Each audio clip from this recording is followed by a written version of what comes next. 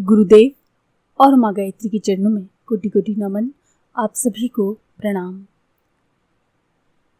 आज हम जानते हैं कुलदेवी और कुल देवता की पूजा करना आवश्यक क्यों होता है। भारत में हिंदू पारिवारिक आराध्य व्यवस्था में कुलदेवी कुल देवता का स्थान सदैव से रहा है। प्रत्येक हिंदू परिवार किसी न किसी ऋषि के वंशज है, जिनसे उनके गोत्र का पता चलता है। बाद में कर्मानुसार इनका विभाजन वर्णों में हो गया। हर जाति वर्ग के लोग किसी न किसी ऋषि की संतान हैं और उन मूल ऋषि से उत्पन्न संतान के लिए वे ऋषि या ऋषि पत्नी कुलदेव कुलदेवी के रूप में पूज्य हैं। जीवन में कुलदेवी या कुलदेवता का स्थान सर्वश्रेष्ठ है। आर्थिक सुरक्षा, कुटुंब में सुख शांति तथा आरोग्य के विषय में कुलदेवी की कृपा का निकटतम संबंध पाया गया है।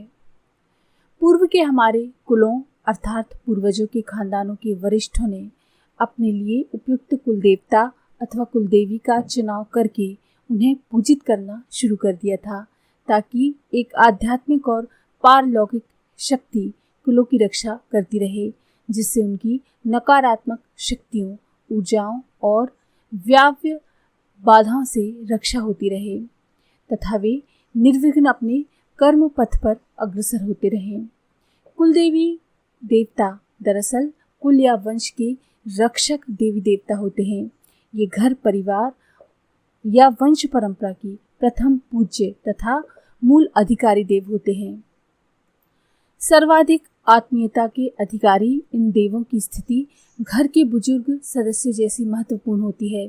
इसीलिए इनकी उपासना किए बगैर सारी पूजा और कार्य व्यर्थ हो जाते हैं।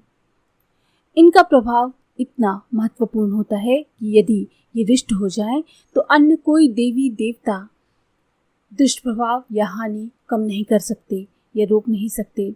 इसे यूं भी समझ सकते हैं कि जैसे घर का मुखिया पिताजी माताजी आपसे नाराज हो जाएं, तो पड़ोस के या बाहर के कोई भी व्यक्ति आपके भले के लिए आपके घर में प्रवेश नहीं कर सकते, क्योंकि वे बाहरी होते हैं।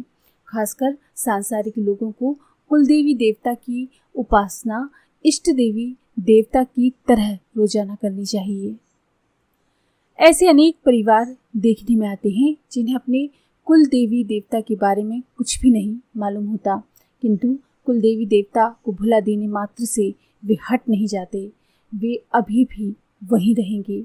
यदि मालूम ना हो तो अपने परिवार या गोत्र के बुजुर्गों से कुल देवता देवी के बारे में जानकारी लें।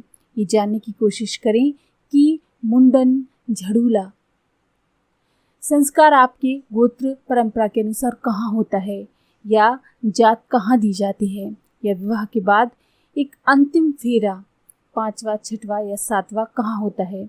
हर गोत्र धर्म के अनुसार भिन्नता होती है। सामान्यतः ये कर्म कुलदेवी कुल देवता के सामने होते हैं। यही इनकी पहचान होती है।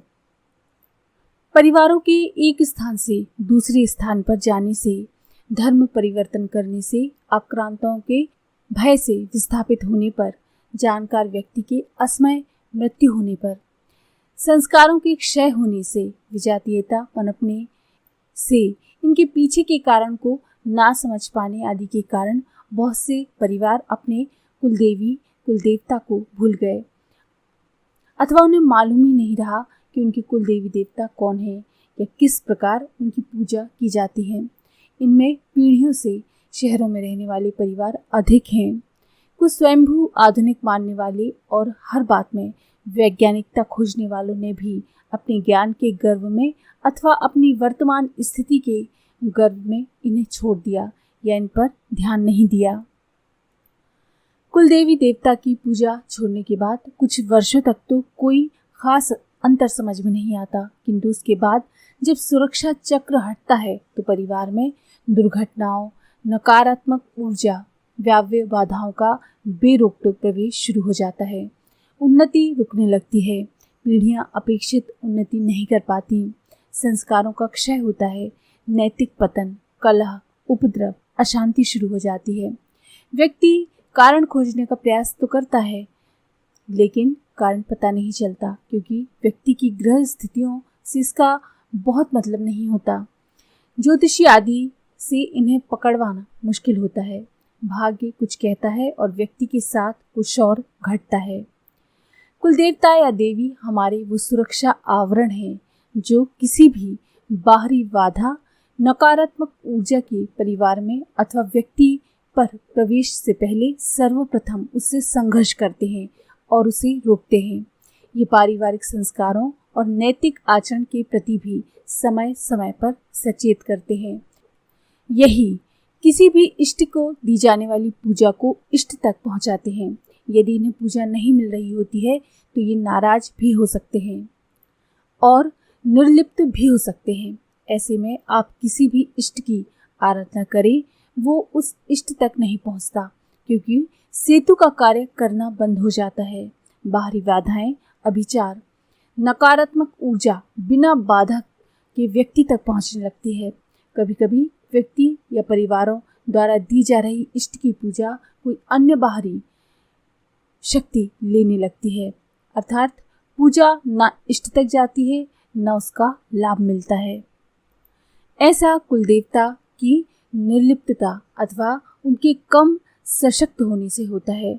कुलदेव परंपरा भी लुप्त प्राय होती जा रही है। जिन घरों में प्रायः कलह रहती है, वंशावली आगे नहीं बढ़ रही, निर्वंशी हो रहे हैं, आर्थिक उन्नति नहीं हो रही, विकृत संतानें हो रही हैं अथवा अकाल मौतें हो रही हैं, उन परिवारों में विशेष ध्यान देना चाहिए। कुलदेवता या देवी संबंधित व्यक्ति के पारिवारिक संस्कारों के प्रति संवेदनशील होते हैं और पूजा पद्धति, उलटफेर, विधर्मी क्रियाओं अथवा पूजाओं से रुष्ट हो सकते हैं। सामान्यतः इनकी पूजा वर्ष में एक बार अथवा 2 बार निश्चित समय पर होती है। ये परिवार के अनुसार अलग अलग समय हो सकता है और अलग अलग पद्धति हो सकती है। शादी, विवाह, संतानोत्पत्ति आदि होने पर इन्हें विशिष्ट पूजाएं भी दी जाती हैं। यदि ये सब बंद हो जाए तो या तो ये नाराज होते हैं या कोई मतलब रखना बंद कर देते हैं और परिवार बिना किसी सुरक्षा आवरण के पारलौकिक शक्तियों के लिए खुल जाता है। परिवार में विभिन्न तरह की परेशानियां शुरू हो जाती हैं। अतः प्रत्येक व्यक्ति और परिवार को अपने कुल देवता या देवी को जानना चाहिए तथा यथा योग्य उन्हें पूजा प्रदान करनी चाहिए, जिससे परिवार की सुरक्षा, उन्नति होती रहे। अक्सर कुलदेवी देवता और इष्ट देवी देवता एक ही हो सकते हैं। इनकी उपासना भी सहज और तामझाम से परे होती है, जैसे नियमित दीप व अगरबत्ती जलाकर देवों का नाम पुकारना, उन्हें याद करना, विशिष्ट दिनों में विशेष पूजा करना, घर में कोई पकवान आदि बनाए तो पहले उन्हें अर्पित करना, फिर घर के लोग खाएं, हर मांगलिक कार्य या शुभ कार्य में उन्हें निमंत्रण देना या आज्ञा मांगकर कार्य करना आदि। इस कुल परंपरा की सबसे महत्वपूर्ण बात यह है कि यदि आपने अपना धर्म बदल लिया हो या इष्ट बदल लिया हो, तब भी कुल देवी देवता नहीं बदलेंगे, क्योंकि इनका संबंध आपके वंश से है, आपके परिवार से है। धर्म बदलने के साथ यदि कुलदेवी देवता को भी त्याग दिया तो जीवन में अनेक कष्टों का सामना करना पड़ सकता है, जैसे धननाश, दरिद्रता, बीमारी, दुर्घटना, गृह कलेश, अकाल मौतें आदि। वही इन उपास्य देवों की वजह से दुर्घटना, बीमारी आदि में हमारी सुरक्षा करते हैं। इसलिए अपने कुल देवी देवता की पूजा हमेशा करते रहें, उनको हवन की आहुति देते रहें। आज के लिए इतना ही।